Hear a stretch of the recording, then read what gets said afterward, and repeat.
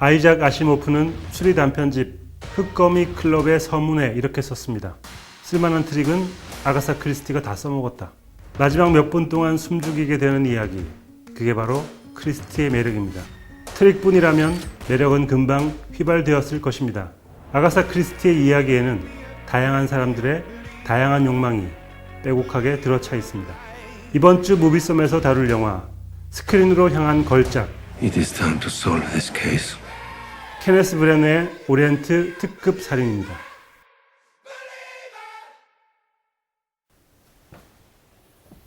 안녕하십니까. 오늘 다룰 영화 오리엔트 특급 살인입니다. 이 영화 보기 전에 아가사 크리스티의 혹시 소설 보셨었나요? 아니요, 저는 소설은 못 봤었어요. 다른 소설을 봤는데 오리엔트 특급 살인은 소설로는 따로 못 봤고요. 네. 74년도 버전의 영화를 먼저 봤었죠. 그러면 영화에도 결론은 나와 있었으니까 결말은 알고 보신 거네요? 네네. 네, 저는 이 소설을 먼저 봤었기 때문에 사실 결말을 알고 이런 영화를 보면 좀 시시할 것 같다라는 생각을 할 수 있는데 오히려 결말을 알고 보면 더 재밌는 요소가 많습니다.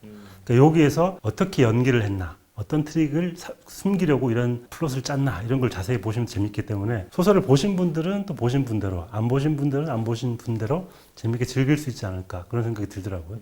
네, 그럼 세 개의 썸 포인트로 이 영화를 다각적으로 살펴보겠습니다. 첫 번째 썸포인트, 에르큘. 네, 오늘 썸포인트는 특이하게 불어로 준비를 해봤습니다. 탐정 푸아로가, 에르큘 푸아로가 벨기에 사람인데 불어를 쓰기 때문에 짧은 불어이지만 불어 발음을 좀 해보겠습니다. 영화에서 계속 헤라클레스라고. 그렇죠. You're the detective, Hercules Poirot?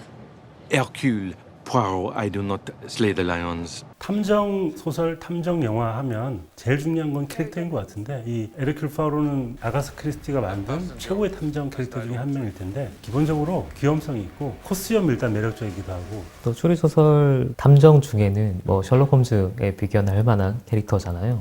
네. 셜록 홈즈는 최근에 이제 베네딕트 컴버배치가 완전 새롭게 현대적으로 변주를 했는데 이번에 케네스 브래너가 맡은 이 에르큘 포아르도 예전에 나왔던 버전들과는 상당히 많이 다르더라고요. 네.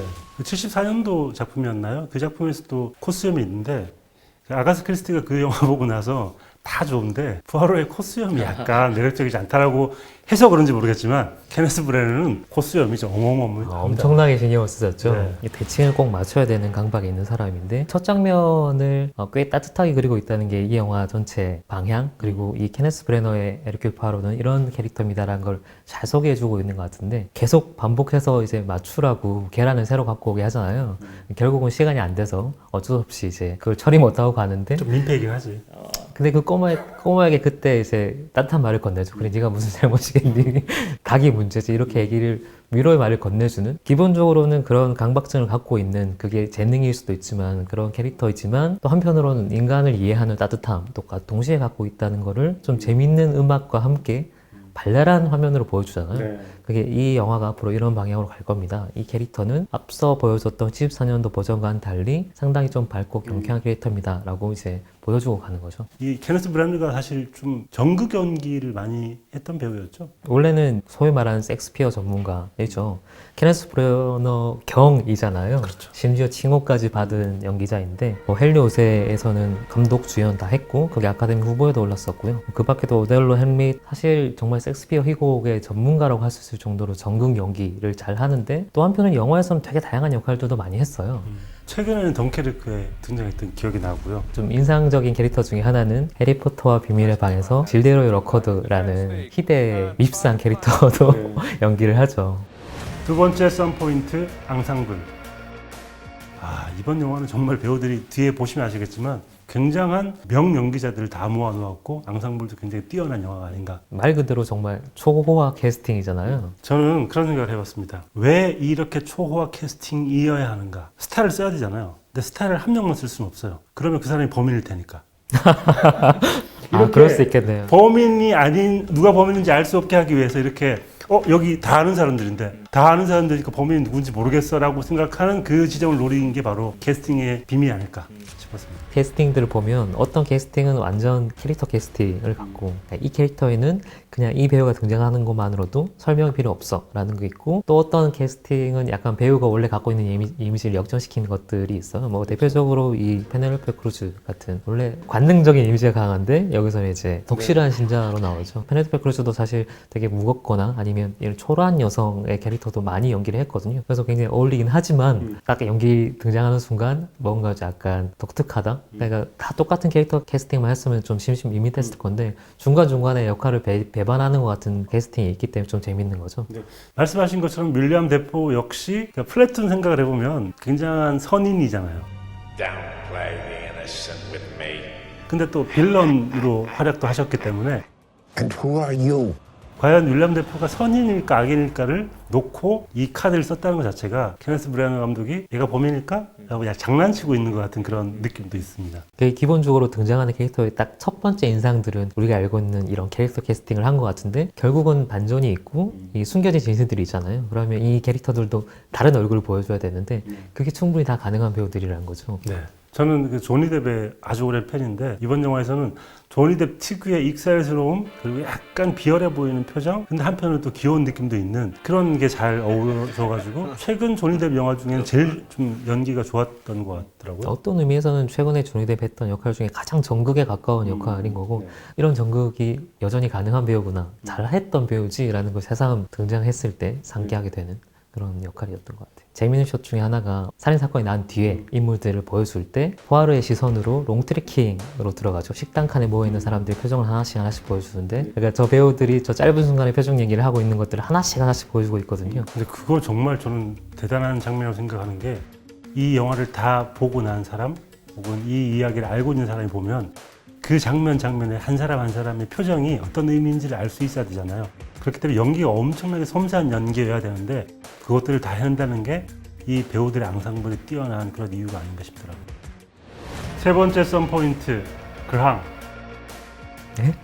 그랑이라는 건데 이게 그 R 발음이 불어에서 흐 발음이 나거든요. 우리가 흔히 아는 그랑블루, 바로 이게 그랜드라는 넓다, 크다 이런 뜻이죠. 이 영화가 큰 화면으로 볼 때 아주 선명하게 볼 수 있다는 장점 그리고 이 케네스 브래너 감독이 어떤 카메라를 썼는지를 생각을 해보면 이 그랑이라는 말이 어울리는 썸포인트가 아닐까 싶어가지고 골라봤습니다. 65mm 카메라를 썼죠. 네. 전 세계 4대밖에 없는 케네스 브래너 감독이 덩케르크의 그 사령관 역할로 출연했잖아요. 그때 이제 놀란 감독이 그 60mm 카메라로 찍는 걸 보고 영감을 받아서 자기가 연출할 때 어떤 영감을 받는 거지 이런 카메라를 찍을 때? 때깔이 달라요. 그러니까 소위 말하는 정말 때깔이 다른 거고 간단히 말하면 그냥 고화질이거든요. 비현실적으로 느껴질 정도로 선명해서 이게 어떻게 보면 가짜 같은 느낌이 드는 근데 그게 너무 선명하고 아름답다는 느낌이 들기 때문에 요거로 찍었을 때 그 화면 보는 거 자체가 주는 스펙타클이 있거든요. 근데 이 영화는 사실 다 열차 안에서 벌어지는데 왜 그렇게까지 해야 돼? 라는 싶잖아요. 근데 의외로 풍경 장면을 꽤 많이 보여주고 열차가 지나간 장면들도 많이 보여준 데다가 열차 안에서 찍지만 롱쇼트가 꽤 많아요. 그래서 그 열차의 때깔들을 보여주는 그리고 인물들의 표정 하나하나를 굉장히 선명하게 보여주는 카메라인 거죠. 저는 이 열차가 서 있는 장소가 굉장히 멋있는 것 같은데 멋있다고 하면 좀 어폐가 있지만 나무로 만들어진 것 같은 다리 위에 멈춰 있잖아요. 보기만 해도 위태롭고 언제 이게 무너질지 모르겠고 또 한편으로는 소리가 전 기가 막히게 무서웠었는데 삐걱삐걱 소리를 내잖아요. 그 시각적으로 위태로움 그리고 나무에서 나는 불안정한 소리 같은 게 어쩌면 이 영화를 계속 긴장감 있게 만드는 환경 같은 게 아닌가 싶었어요. 그리고 기본적으로는 아무것도 모르는 상태에서 보는 게 가장 재밌을 수 있는데 원작을 알고 내용을 다 알고 봐도 재밌을 거라는 생각이 드는 것 중에 하나가 그렇게 접근을 했어요, 영화가. 이를테면 그 시대가 제일 낭만적이고 예쁜 방식으로 보일 수 있는 방식으로 찍었거든요. 근데 그 풍경들 하나하나가 약간 거의 어떤 느낌이냐면 그림 엽서 같은 느낌인 거예요. 실제 예전에 저 호아론 열차가 저랬을 거라는 거를 다큐멘터리처럼 사실적으로 전했다는 느낌이 아니라 최대한 화려하게 이렇게 꾸며놨다는 느낌이 들어서 시절이 지나고 나서 다시 꺼내봤을 때 훨씬 더 예뻐 보이는 앤틱 상품 같은 거 있잖아요. 그걸 꺼내보는 것 같은 느낌? 그래서 영화의 내용과 별개로 저 화면들 보는 것만으로도 약간 눈호강한다는 느낌이 있고요. 그게 이 영화의 가장 큰 매력이 아닌가 싶어요. 네, 다음은 송경원 씬 시간입니다. 송경원 씨가 한 씬을 뽑아오는데 뭐 여기는 아름다운 씬도 많고 의미심장한 씬도 많은데 어떤 씬을 뽑아오셨습니까? 저는 이 카메라가 떨어지고 올라오는 이 두 장면을 보고 싶은데 카메라가 바깥으로 나가서 열차 전체를 조망한 다음에 밑으로 이렇게 떨어지죠. 그리고 포아로의 추리가 이어지고 포아로가 추리가 끝나고 나서 범인을 밝히기 직전에 다시 이렇게 올라와요. 좀 약간 연극의 막간 같은 효과를 주고 연극의 막간 같은 효과를 카메라만 할 수 있는, 그러니까 영화만 할 수 있는 것들로 이제 그런 효과를 낸다는 게 굉장히 좀 영리한 장치다라는 생각이 들어서 이렇게 원신으로 뽑고 싶었고, 영화다운 뭔가를 만들고 싶어 하는 감독의 어떤 야심이 있는 것 같고, 그거와 이야기의 호흡과 가장 절묘한 선을 이루고 있는 장면이 저는 바깥에서의 카메라 움직임 2번. 그거인 것 같아서 그 장면을 보고 싶습니다. 네. 막간처럼 보이기도 하지만 또 하나의 생명체가 이 사건들을 굽어보는 것 같은 느낌이 들기도 했습니다. 다음은 니기대 시간입니다. 이상하게 기억나는 대사. 제가 뽑은 대사는 사실 힘들었습니다. 너무 스포일러를 하지 않는 선에서 의미심장하지 않은 대사를 뽑으려니까 너무 힘들어가지고 에르큘 포아로의 캐릭터를 보여줄 수 있는 대사를 꼽았습니다. 아마도 세계 최고의 탐정일 겁니다. My name is Hercule Poirot, and I am probably the greatest detective in the world. 라고 자기를 소개해요. 정말 뻔뻔한 사람이에요. 네. 이 사람이 또 어떤 얘기도 하냐면 세상에 둘은 알고 있다. 하나님 그리고 에르큘 포아르 이렇게 얘기도 합니다. 굉장히 자신감이 넘치는 사람인데 벽의 균열을 보기 위해서 존재하는 사람이라면 이런 식의 자신감이 있어야 되지 않을까라고 생각이 들고요.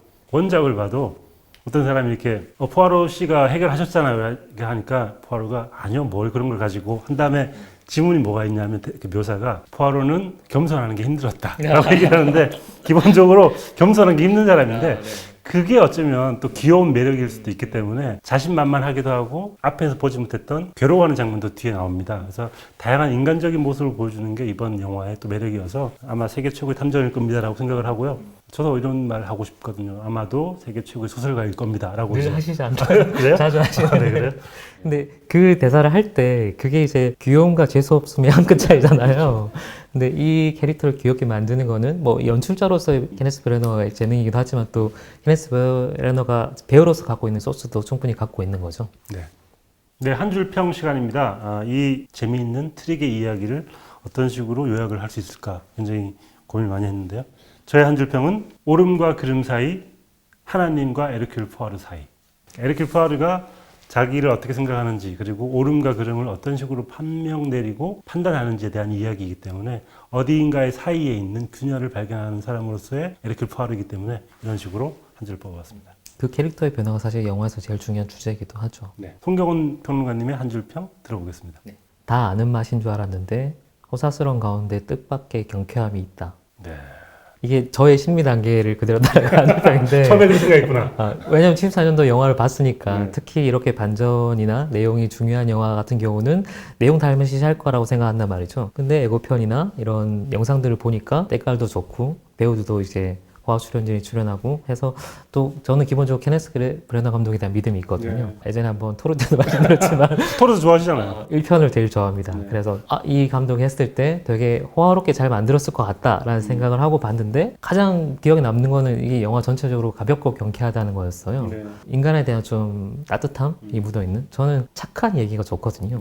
심심해도 저는 착한 얘기가 더 좋은 편이라서 여러 다른 버전이 있지만 이 케네스 브래너가 만든 버전의 포아르 충분히 빠질 수 있을 만한 캐릭터다라는 생각이 들었습니다. 네, 오늘은 케네스 브래너 감독의 오리엔트 특급 살인에 대해서 얘기를 나눠봤습니다. 함께 극장에 가셔가지고 추리하면서 누가 범인인지 알아보는 재미 놓치지 마시기 바랍니다. 저희는 다음 주에 뵙겠습니다. 이 영상도 보세요.